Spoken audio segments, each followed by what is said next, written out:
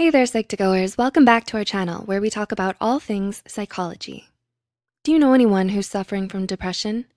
According to the American Psychological Association, depression is the #1 most rampant psychiatric condition worldwide. Still, most of us are unaware of its nature and causes.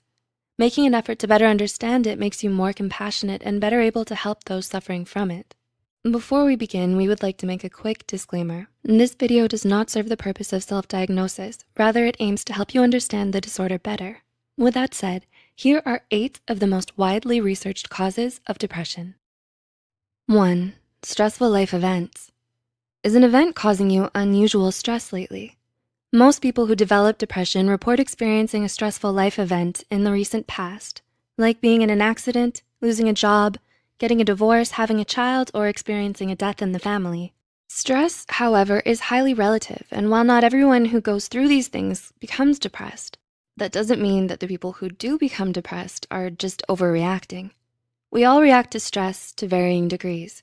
For example, the end of an important relationship may cause a person a lot more emotional distress than they know how to cope with, leading them to spiral into depression. 2. Learned helplessness.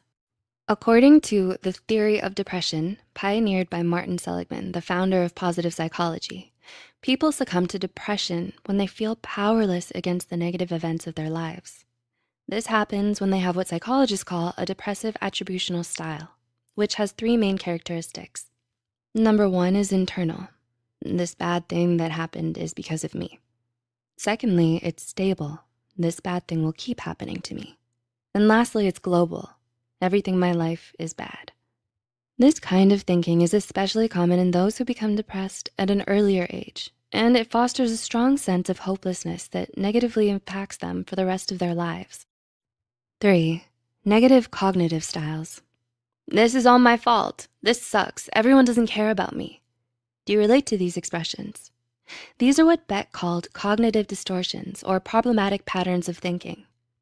Famous for developing cognitive behavioral therapy, Aaron Beck believed that depression was the result of a tendency to perceive events in a pessimistic way.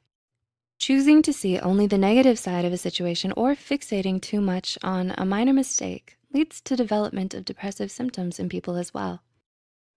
4. Hormonal imbalances. Do you feel an increase in your irritability and anxiety as of late? Are you struggling with mood irregularities or poor appetite? All of these are related to hormones in the body, mainly serotonin.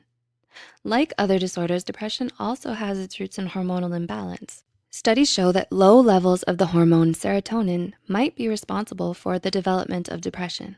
This is because the primary function of serotonin is to regulate our emotions, and any imbalance negatively affects our mood. 5. Overactive endocrine system. The endocrine system is the mechanism in the body responsible for releasing hormones. Research shows that an overactive endocrine system can result in an oversupply of stress hormones, which is common in those diagnosed with depression. This is most likely because stress hormones have an adverse effect on our neurons and leads to shrinkage of the hippocampus over time. The hippocampus is the brain region responsible for sleep regulation, short-term memory, concentration, and other cognitive processes. 6. Family history of depression. Do you have a family member who has been diagnosed with depression or bipolar disorder? If so, this makes you nearly 3 times more likely to develop depression, and having an identical twin with depression puts you at 80% more risk of developing the disorder yourself, more so than having a depressed fraternal twin. This is because studies suggest that depression is a genetically heritable disorder.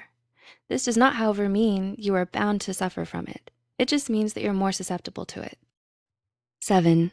Dysfunctional home life. Growing up in an abusive family can leave a lot of psychological damage on a child. And sadly, most victims of early childhood abuse, whether it's physical, emotional, or sexual, go on to develop depression, anxiety, PTSD, and other trauma-related disorders when they get older. Coming from a broken family or being abandoned by a parent at a young age also puts the person at greater risk of depression, as well as having a parent or caregiver die when a child is still young. And 8, lack of social support. Last but certainly not least, a lack of social support is an important contributing factor to a person's depression. Having few or no close, meaningful relationships in your life makes it harder for you to be emotionally vulnerable with someone and cope with your emotions in a healthy, functional way.